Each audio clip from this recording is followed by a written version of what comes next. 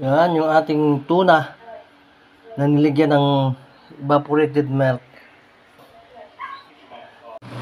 Luto tayo ng tuna. Piprito muna natin yung ating isda. Yan, yung ating tuna. Yung tuna, piprito muna natin bago natin gigisahin niya. Ayan, pang holding ulam na yan. Yan. Sumasya lahat. Yan, babalik rin na natin. Kahangoy na natin. Okay na yan. Sinulutuin pa naman natin ulit.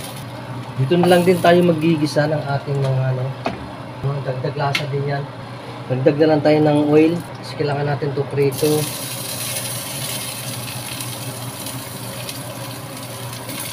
Yan, isa-isahin lang natin. Yan, isang salang lang siya. Pati yung ating sili, prito na lang din natin. Baliktarin yung ating sili. Yung talong kasi na to, matakaw sa mantika to. Tangan dito dapat wala ng mantika yung kawali. Baliktarin lang natin. Yan yung okay na yan. Alisin na natin yung ating siling haba. Yan, yung ating garlic at saka natin, luya. Lagyan na natin yung ating sibuyas. Medium lang yan. Bukasan natin yung ating apoy. Ilagay tayo ng tubig. 1 cup lang muna yung ihalo natin. Tapos mag-add tayo ng dyan, brown sugar. Isang kutsarang brown sugar, ihalo na natin yan. Sunod natin yung ating black pepper. At nang bubuksan ito at madamot kasi ito. Para mabilis tayo makalagay. Patis, tansyahin lang. Kung din sa gusto niyo karami. Ilagay na natin yung ating piniritong tuna. Sisayin lang natin. Yan. Yan, baliktaran lang natin para ma-absorb yung kanyang sauce. Talong, ilagay na rin natin. Yung ating siling haba. Yan. Yung ating pichay. Ayan, buhay lang yan. Hindi na pinirito. Tatakpan muna natin yan. Meron pa tayong ihahabol dyan. Yung ating dahon ng sibuyas.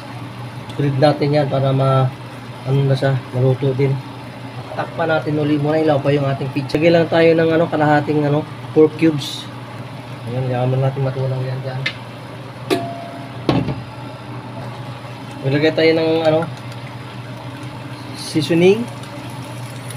Yan, para lalong sumarap. Hindi naman yan maalat. Basyahan lang natin sa para magkalat yung kanyang lasa. So ayan, at yung ating pichay, medyo matigas pa yung kanyang tigas pa talaga. Pwede ba natin matikman? Ayan, napakasarap na. Ating may kalahati pa ito, hinalo sa champurado natin kanina umaga. Yung ating evaporated milk. Ayan. Pakukuluin din natin yan.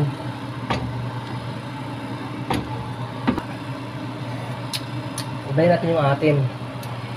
So ayan, takpan muna natin para maluto yung ating pichay mamaigi. Yan lang natin kumulo. Kasi yung ating pichay ay matigas ang tangkay. It's nice. Lutuin pa natin ng mga 5 minutes. Ayan. Siguro iluto ka na din.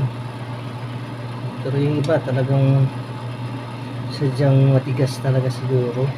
Yung baka magulang na. Ito mo lang titikman. Ami.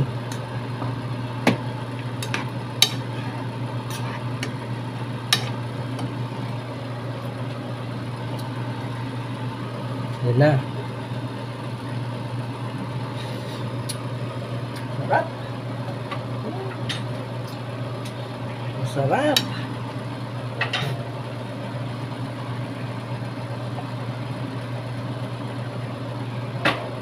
So yan na.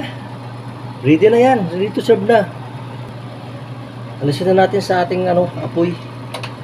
Para hindi na ma-overcook yung ating pichay. Ayan. Yung ating dyan, nasa lang 230 ang ating budget. At kung nandiyan pa kayo, huwag niyo kalimutan i-follow please. Thank you for watching. Bye bye. We love you.